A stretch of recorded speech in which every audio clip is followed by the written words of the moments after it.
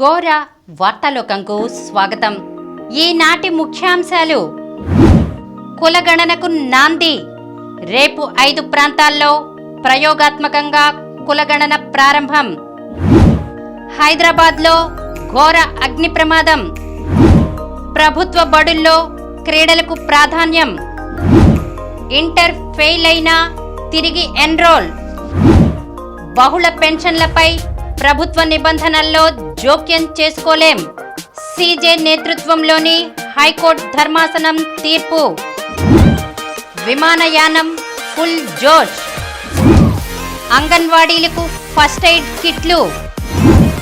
Britain మంత్రివర్గంలో కుదుపు.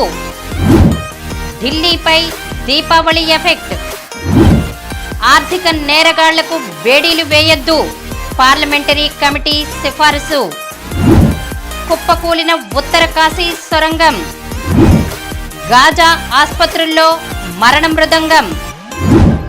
లండన్లో ప్రవాస భారతీయుని ఇంట్లో మంటలు, 5 సజీవ దహనం. స్మార్ట్ ఫోన్లలో వీడియోలు చూపిస్తూ చిన్నారులను బుజ్జగిస్తున్న తల్లిదండ్రులు. మధుమేహానికి ఊబకాయానికి సంబంధమేమిటి? ఈరోజు వార్తలను చూద్దాం. కులగణనకు నాంది. రేపు 5 ప్రాంతాల్లో ప్రయోగాత్మకంగా కులగణన ప్రారంభం. రాష్ట్ర ప్రభుత్వం ప్రతిష్టాత్మకంగా చేపట్టిన కులగణనకు బుధవారం నాంది పలకనుంది.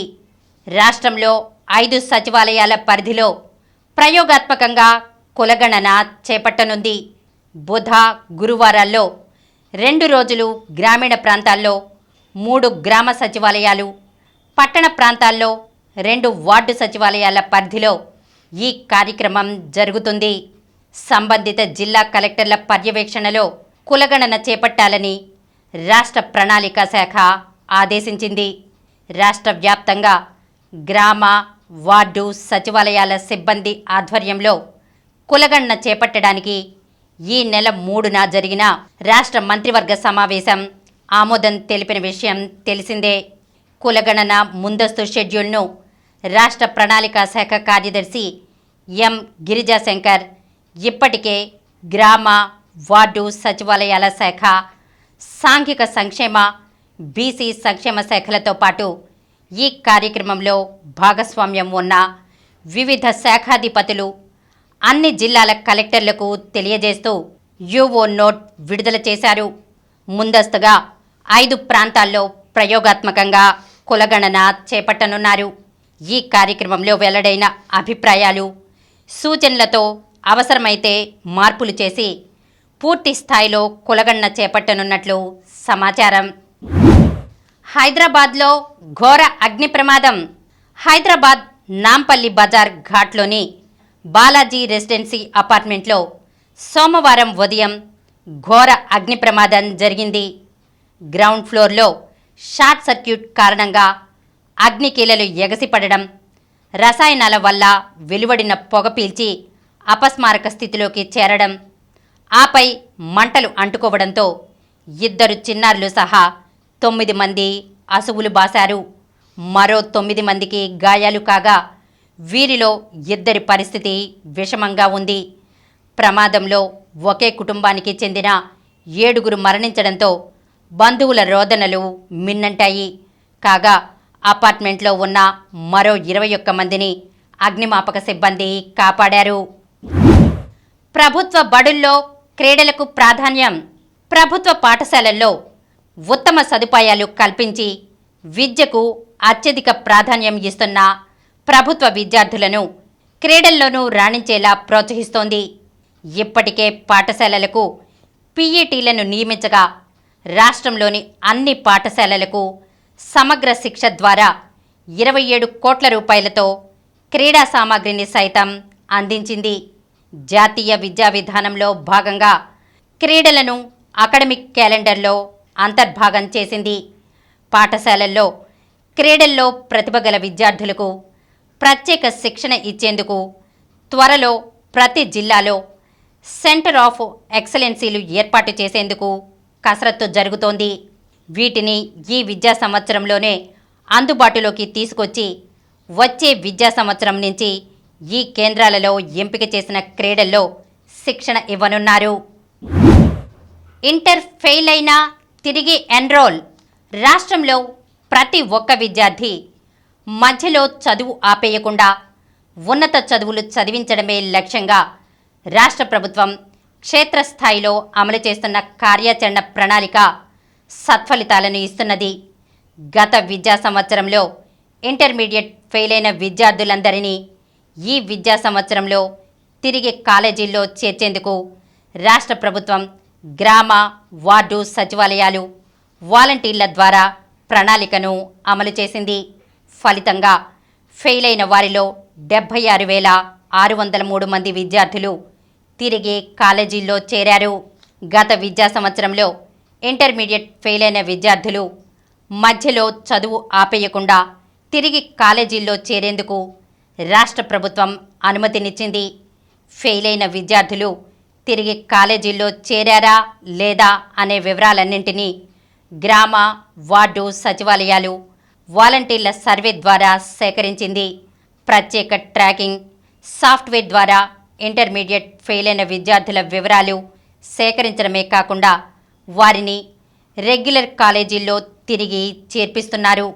రాష్ట్ర ప్రభుత్వ ప్రధాన కార్యదర్శి డాక్టర్ కెఎస్ జవహర్ రెడ్డి ఇటీవల జిల్లా కలెక్టర్లతో నిర్వహించిన వీడియో కాన్ఫరెన్స్లో ఇదే విషయమై సమీక్షించారు. బహుళ పెన్షన్లపై ప్రభుత్వ నిబంధనల్లో జోక్యం చేసుకోలేం. సీజే నేతృత్వంలోని హైకోర్టు ధర్మాసనం తీర్పు. సమాజంలో అణగారిన వర్గాల అభ్యున్నతి, పేదరిక నిర్మూలన కోసం రాష్ట్ర ప్రభుత్వం అమలు చేస్తున్న పెన్షన్ విధానాన్ని హైకోర్టు సమర్థించింది. పెన్షన్ చెల్లింపు పూర్తిగా ప్రభుత్వ విధానపరమైన నిర్ణయమని, ఇందులో తాము జోక్యం చేసుకోబోమని స్పష్టం చేసింది. ఆర్థికపరమైన అంశాలు ముడిపడి ఉన్న వ్యవహారాల్లో నిర్దిష్టంగా ఫలానా విధంగా చేయాలని రాష్ట్ర ప్రభుత్వాలను న్యాయస్థానాలు ఆదేశించలేవని పేర్కొంది. ఇదే విషయాన్ని సుప్రీంకోర్టు సైతం చాలా స్పష్టంగా చెప్పిందని గుర్తు చేసింది. ఈ మేరకు ఒక కుటుంబంలో బహుళ పెన్షన్ల చెల్లింపు విషయంలో ప్రభుత్వ నిబంధనలను సవాలు చేస్తూ దాఖలైన ప్రజా ప్రయోజన వ్యాజ్యాన్ని కొట్టివేస్తూ ప్రధాన న్యాయమూర్తి జస్టిస్ ధీరజ్ సింగ్ ఠాకూర్, న్యాయమూర్తి జస్టిస్ రావు రఘునందరావు ధర్మాసనం ఇటీవల తీర్పు వెలువరించింది. రాష్ట్ర ప్రభుత్వం అన్ని అంశాలను పరిగణనలోకి తీసుకున్న తర్వాతే బహుళ పెన్షన్ల విషయంలో నిబంధనలు రూపొందించిందని ప్రభుత్వ న్యాయవాది వడ్లమూడి కిరణ్ కుమార్ హైకోర్టుకు నివేదించారు. విమానయానం ఫుల్ జోష్. రాష్ట్రంలో విమానయాన రంగం జోరు మీద కొనసాగుతోంది. ఈ ఏడాది ఏప్రిల్ నుంచి సెప్టెంబర్ వరకు 6 నెలల కాలంలో రాష్ట్రంలోని 6 విమానాశ్రయాల ద్వారా 27,49,835 మంది ప్రయాణించారు. కేంద్ర ప్రభుత్వ రంగ సంస్థ ఎయిర్పోర్ట్ అథారిటీ ఆఫ్ ఇండియా తాజాగా విడుదల చేసిన గణాంకాల ప్రకారం గత ఏడాది ఏప్రిల్ నుంచి సెప్టెంబర్ మధ్య 6 నెలల కాలంతో పోలిస్తే ఈ ఏడాది రాష్ట్రంలో విమాన ప్రయాణికుల సంఖ్యలో 17.22% వృద్ధి నమోదైంది. 2022-23 సంవత్సరంలో రాష్ట్రంలోని 6 విమానాశ్రయాల నుంచి 23,45,795 మంది ప్రయాణించగా ఈ సంఖ్య ఈ ఏడాది 27,49,835కు చేరింది. రాష్ట్రంలో వ్యాపార, వాణిజ్య కార్యకలాపాలు జోరుగా కొనసాగుతున్నాయన్న విషయాన్ని ఈ గణాంకాలు వెల్లడిస్తున్నాయి. అంగన్వాడీలకు ఫస్ట్ ఎయిడ్ కిట్లు. అంగన్వాడీ కేంద్రాల ద్వారా పోషకాహారం, ఆరోగ్యంపై ప్రత్యేక శ్రద్ధ వహిస్తున్న రాష్ట్ర ప్రభుత్వం తక్షణ వైద్య సేవలు అందించేలా మరో ముందడుగు వేసింది.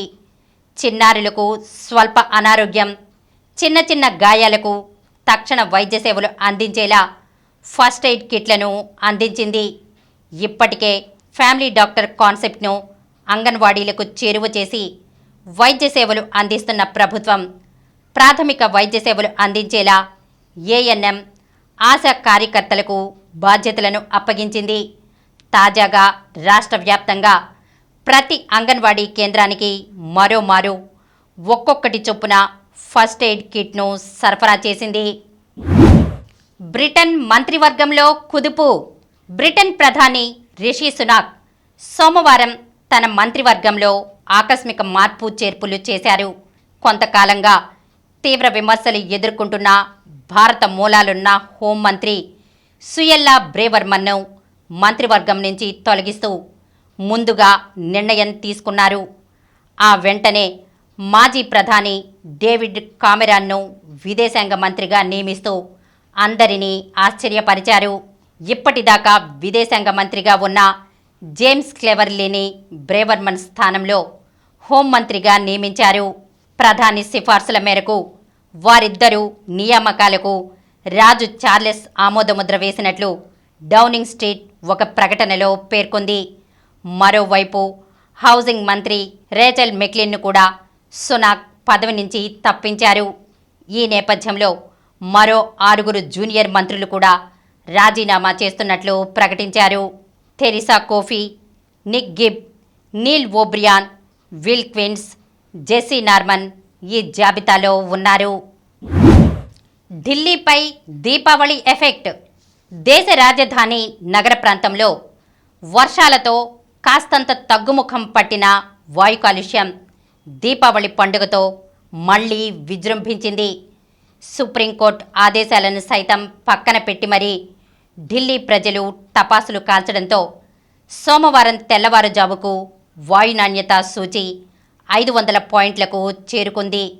టపాసుల పొగకు మంచు తోడవడంతో ఢిల్లీలోని రోడ్లన్నీ కాలుష్యంతో చీకట్లు కమ్ముకున్నాయి. ఎదురుగా వస్తున్న వాహనాలు సైతం కనిపించని స్థాయికి వాయు కాలుష్యం చేరడంతో వాహనదారులు, ప్రజలు తీవ్ర ఇబ్బందులు ఎదుర్కొంటున్నారు. ఇటీవల హర్యానా, రాజస్థాన్, యూపీ, పంజాబ్ రాష్ట్రాల్లో పంట వ్యర్థాల కాల్చివేతల కారణంగా ఢిల్లీ నగరం కాలుష్యంతో ఉక్కిరిబిక్కిరి అయ్యింది. పంట వ్యర్థాల దహనాన్ని ఆపేందుకు ప్రోత్సాహకాలు ఇవ్వడం లేదా కఠిన చర్యలు తీసుకోవాలంటూ ఆయా ప్రభుత్వాలకు సుప్రీంకోర్టు ఆదేశాలిచ్చింది. ఢిల్లీలో ఎటువంటి బాణాసంచా కాల్చొద్దంటూ సూచనలు చేసింది.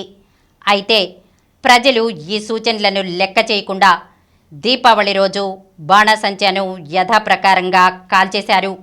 ఫలితంగా నగరంలోని చాలా చోట్ల వాయు నాణ్యత 500కు పైగా నమోదయ్యింది. అక్కడక్కడ 900 వరకు చేరడం గమనార్హం. ఆర్థిక నేరగాళ్లకు బేడీలు వేయొద్దు. పార్లమెంటరీ కమిటీ సిఫారసు. ఆర్థిక నేరాలకు పాల్పడిన వారికి బేడీలు వేయరాదని, హత్య, అత్యాచారం వంటి నేరాలకు పాల్పడిన వారితో కలిపి జైలులో ఉంచరాదని పార్లమెంటరీ కమిటీ సిఫార్సు చేసింది. బేడీలు తీవ్రమైన నేరాలకు పాల్పడిన వ్యక్తులు తప్పించుకోకుండా నిరోధించడానికి అరెస్టు సమయంలో పోలీస్ అధికారులు, సిబ్బంది భద్రత కోసమే పరిమితమని వివరించింది. అలాగే నిందితులను అరెస్టైన తర్వాత 15 రోజులకు మించి పోలీస్ కస్టడీలో ఉంచరాదన్న భారతీయ నాగరిక్ సురక్షా సంహితలో నిబంధనపై సవరణలను సూచించింది. కుప్పకూలిన ఉత్తరకాశీ సొరంగం. ఉత్తరాఖండ్లోని ఉత్తరకాశీలో నిర్మాణంలోని ఒక సొరంగం ఒక్కసారిగా కుప్పకూలింది.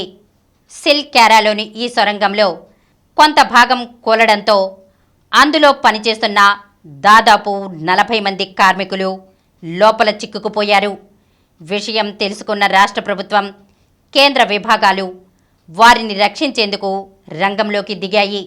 రాష్ట్ర పోలీసులు, జాతీయ విపత్తు స్పందనా దళం, రాష్ట్ర విపత్తు స్పందనా దళం, అగ్నిమాపక దళం, 108 ఎమర్జెన్సీ, బోర్డర్ రోడ్స్ ఆర్గనైజేషన్, జాతీయ రహదారులు, మౌలిక సదుపాయాల కార్పొరేషన్, ఇండో టిబెటన్ బోర్డర్ పోలీస్కి చెందిన 160కి పైగా సిబ్బంది యుద్ధ ప్రాతిపదికన ఈ సహాయక చర్యల్లో అవిశ్రాంతంగా పనిచేస్తున్నారు. ఆదివారం తెల్లవారుజామున ఈ ప్రమాదం జరిగింది. ఉత్తర కాశీలోనే యమునోత్రి జాతీయ రహదారి కింద ఈ సొరంగం తవ్వుతున్నారు. సిల్క్యారాలో 4.5 కిలోమీటర్ల పొడవున ఈ సొరంగం నిర్మిస్తున్నారు. ఇందులో 150 మీటర్ల భాగం కూలినట్లు వెల్లడైంది. గాజా ఆసుపత్రుల్లో మరణ మృదంగం, అదే కల్లోలం, అవే దారుణ దృశ్యాలు. అందరికంట నిస్సహాయంగా నీటి ధారలు. ఇజ్రాయిల్ ప్రతీకార దాడుల ధాటికి గాజాలో మానవీయ సంక్షోభం తీవ్రతరమవుతోంది. ముఖ్యంగా ఆసుపత్రుల్లో ఎటు చూసినా మరణ మృదంగం ప్రతిధ్వనిస్తోంది. గాజాలోని దాదాపు అన్ని ఆసుపత్రులను ఇజ్రాయిల్ సైన్యం చుట్టుముట్టి రోజుల తరబడి దిగ్బంధించడం తెలిసిందే. దాంతో కరెంటుతో పాటు కనీస సౌకర్యాలన్నీ దూరమై అవి నరకం చవిచూస్తున్నాయి. ఐసీయూలు, ఇంక్యుబేటర్లకు కూడా కరెంట్, ఆక్సిజన్ రోజులు దాటింది. వాటిల్లోని రోగులు, నవజాత శిశువులు నిస్సహాయంగా మృత్యువు కోసం ఎదురు చూస్తున్నారు. ఇప్పటిదాకా అరచేతులు అడ్డుపెట్టి అతి కష్టం మీద వారి ప్రాణాలు నిలుపుతూ వచ్చిన వైద్యులు కూడా క్రమంగా చేతులెత్తేస్తున్నారు. గాజాలో అతిపెద్దదైన అల్ షిఫాతో పాటు అన్ని ఆసుపత్రుల్లోనూ ఇదే దుస్థితి. షిఫా ఇంకెంత మాత్రమూ ఆసుపత్రిగా మిగల్లేదంటూ ప్రపంచ ఆరోగ్య సంస్థ డైరెక్టర్ జనరల్ టెడ్రోస్ అదనోమ్ గెబ్రెయేసస్ వాపోయారు. ఈ దారుణంపై ప్రపంచం మౌనం వీడాల్సిన సమయమిది. కాల్పుల విరమణ తక్షణ అవసరమని పిలుపునిచ్చారు. లండన్లో ప్రవాస భారతీయుని ఇంట్లో మంటలు, 5 సజీవ దహనం. లండన్లోనే భారత సంతతి వ్యక్తికి చెందిన ఇంట్లో ఆదివారం రాత్రి సంభవించిన అగ్ని ప్రమాదంలో 3 చిన్నారులు సహా ఒకే కుటుంబానికి చెందిన 5 సజీవ దహనమయ్యారు. ఆదివారం రాత్రి దీపావళి వేడుకలు జరుపుకున్న కాసేపటికే ఈ విషాదం జరిగినట్లు తెలుస్తోంది. మంటలు ఆర్పిన అనంతరం ఫస్ట్ ఫ్లోర్లో 5 మృతదేహాలు పడి ఉండగా గుర్తించినట్లు చెప్పారు. కాగా మాంచెస్టర్కు చెందిన దిలీప్ సింగ్ మాట్లాడుతూ అది తన బావమర్ది ఇల్లు కాగా అందులో భార్య, 3 పిల్లలతో ఆయన ఉంటున్నారన్నారు. మరో 2 అతిథులు కూడా ఘటనా సమయంలో ఉన్నట్లు తెలిపారు. ఆ కుటుంబం ఇటీవల బెల్జియం నుంచి లండన్లోని కొత్త ఇంటికి మకాం మార్చినట్లు చెబుతున్నారు. స్మార్ట్ ఫోన్లలో వీడియోలు చూపిస్తూ చిన్నారులను బుజ్జగిస్తున్న తల్లిదండ్రులు. ఒకప్పుడు చిన్నపిల్లలు ఏడిస్తే వారిని లాలించేందుకు తల్లిదండ్రులు జోలపాటలు పాడేవాళ్లు.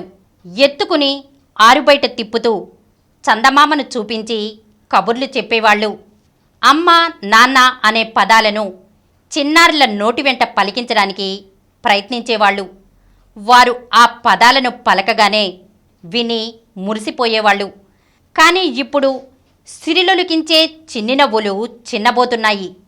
చీకటి ఎరుగని బాబు కన్నులు క్రమంగా మసకబారిపోతున్నాయి. చిట్టిపొట్టి పలుకుల మాటలు మాయమైపోతున్నాయి. మొత్తంగా స్మార్ట్ ఫోన్లలో చిక్కుకొని బాల్యం విలవిల్లాడిపోతోంది. చిన్నారుల నోటి వెంట వచ్చే అమ్మ, నాన్న అనే పిలుపులతో కొందరు తల్లిదండ్రులు పులకించిపోతుంటే మరికొందరు తల్లిదండ్రులు ఆ పలుకుల కోసం నెలలు, సంవత్సరాల పాటు ఎదురు చూడాల్సి వస్తోంది. కొందరు తల్లిదండ్రులు వారి పనుల ఒత్తిడి వల్ల తమకు తెలియకుండానే పిల్లల ఏడుపును ఆపించడానికో, భోజనం తినిపించడానికో, నిద్రపుచ్చడానికో ఫోన్లలో ఆ సమయానికి ఏది దొరికితే ఆ వీడియో చూపిస్తున్నారు. క్రమంగా అది అలవాటుగా మారి పిల్లలు బాహ్య ప్రపంచంతో సంబంధం కోల్పోతున్నారు. వాటిలోనే లీనమైపోయి తల్లిదండ్రుల పిలుపులకు సరిగ్గా స్పందించలేకపోతున్నారు. తమ భావాలను మాటల రూపంలో వ్యక్తం చేయలేకపోతున్నారు. మరికొందరైతే గతంలో తాము నేర్చుకున్న పదాలను కూడా మర్చిపోయారు. ఫోన్లలో చూపించే కార్టూన్లు, గేమ్స్ వల్ల పిల్లలకు ఎలాంటి ఉపయోగం ఉండదు. అందులోని శబ్దాలు, మాటలను వింటారు. కానీ వాటికి నిజ జీవితానికి చాలా తేడా ఉండడంతో ఆ శబ్దాలు, మాటలను అనుకరించలేకపోతున్నారు. అదే సమయంలో తల్లిదండ్రుల మాటలను కూడా అర్థం చేసుకోలేకపోతున్నారు. దీనివల్ల పిల్లల్లో స్పీచ్ డిలే సమస్య వస్తోందని వైద్య నిపుణులు చెబుతున్నారు. మధుమేహానికి ఊబకాయానికి ఉన్న సంబంధం ఏమిటి? మధుమేహానికి ఊబకాయానికి దగ్గర సంబంధం ఉంది. ఈ ఊబకాయం విషయంలో పేగు బ్యాక్టీరియా గణనీయమైన పాత్ర పోషిస్తున్నట్లు, ఈ రెండింటికి ప్రత్యక్ష సంబంధం ఉంటున్నట్లు 2008లోనే నేచర్ పత్రికలో ప్రచురితమైన అధ్యయనం నిరూపించింది. ఊబకాయ ఎలుకల మలాన్ని ప్రవేశపెట్టినప్పుడు బ్యాక్టీరియా రహిత ఎలుకలకు ఊబకాయం వచ్చినట్లు తేలింది. అలాగే సన్నటి ఎలుకల మలాన్ని బ్యాక్టీరియా రహిత ఎలుకల్లో ప్రవేశపెట్టగా సన్నబడ్డాయి. ఊబకాయ ఎలుకల పేగుల్లో ఫర్మిక్యూట్స్, సన్నటి ఎలుకల్లో బ్యాక్టీరాయిడిటీస్ ఎక్కువగా ఉన్నట్లు తేలటం ఆశ్చర్యం. ఇటీవల ఒక అధ్యయనము దీన్ని మరింత బలపరుస్తోంది. ఊబకాయ, సన్నటి కవల మహిళ మలం నుంచి తీసిన సూక్ష్మక్రిములను బ్యాక్టీరియా రహిత ఎలుకల్లో ప్రవేశపెట్టడం దీనిలోని కీలకాంశం. ఊబకాయ మహిళ బ్యాక్టీరియాను ప్రవేశపెట్టిన ఎలుకల్లో కొవ్వు కణజాలం ఎక్కువై ఊబకాయం రాగా, సన్నటి మహిళ బ్యాక్టీరియాను ప్రవేశపెట్టిన ఎలుకలు బరువు తగ్గాయి. ఈ రెండు రకాల ఎలుకలకు తక్కువ కొవ్వు, అధిక పీచు ఆహారం ఇచ్చినప్పటికీ బరువులో మార్పు కనిపించింది. పేగు బ్యాక్టీరియాలోనే బరువు పెంచే గుణం ఉంటున్నట్లు ఇది స్పష్టంగా సూచిస్తోంది. మనుషుల్లోనూ ఇలాంటి ప్రభావమే కనిపిస్తున్నట్టు ఫిన్లాండ్ అధ్యయనం పేర్కొంటోంది. కొందరు ఊబకాయలకు అక్రిమాన్సియా మ్యూసినిఫిలియా అనే మంచి బ్యాక్టీరియాను మందు రూపంలో ఇవ్వగా ఇన్సులిన్ సామర్థ్యం పెరగటంతో పాటు బరువు, కొవ్వు, తుంటి చుట్టుకొలత తగ్గటం విశేషం. ఇప్పుడు కొన్ని సంక్షిప్త వార్తలను చూద్దాం. ఏపీ మెడ్టెక్ జోన్కు అరుదైన గుర్తింపు. వైద్య ఉపకరణాల తయారీ, ఎగుమతులలో ప్రపంచ దేశాలకు చిరునామాగా మారిన ఏపీ మెడ్టెక్ జోన్కు మరో అరుదైన గుర్తింపు లభించింది. విశాఖలోని ఏపీ మెడ్టెక్ జోన్లో ఏర్పాటు చేసిన ఏఎంటీజెడ్ వరల్డ్ ట్రేడ్ సెంటర్కు వరల్డ్ ట్రేడ్ సెంటర్ అసోసియేషన్ ఆమోదముద్ర వేసింది. ఈ నెల 15 నుంచి ఐసెట్ తుది దశ కౌన్సిలింగ్. రాష్ట్రంలోని ఎంసీఏ, ఎంబీఏ కోర్సుల్లో ప్రవేశాల కోసం నిర్వహించిన ఐసెట్ 2023 రెండవ తుది దశ కౌన్సిలింగ్కు షెడ్యూల్ విడుదలైంది. అభ్యర్థులు 15వ తేదీ నుంచి 17 వరకు రిజిస్ట్రేషన్ చేసుకోవాలని ఉన్నత విద్యామండలి సోమవారం ఓ ప్రకటనలో తెలిపింది.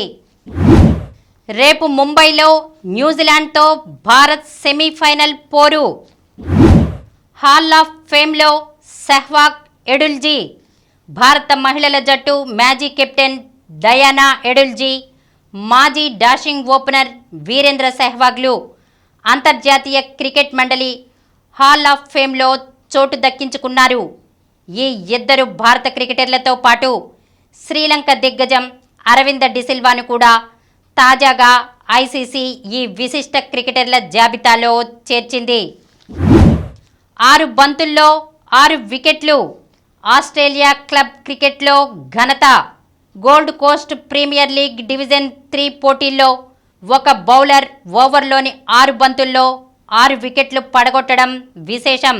ముద్గిరబాన్ Nerang and districts club captain Gareth Morgan ఈ ఘనత సాధించి చరిత్రకెక్కాడు. 8వ టాప్ ర్యాంక్తో జోకోవిచ్. సెర్బియా టెన్నిస్ దిగ్గజం నోవాక్ జోకోవిచ్ రికార్డు స్థాయిలో 8వ ఏడాదిని నంబర్ 1 ర్యాంక్తో ముగించనున్నాడు. మరిన్ని వార్తా విశేషాలతో రేపటి గోరా వార్తాలోకంలో కలుద్దాం.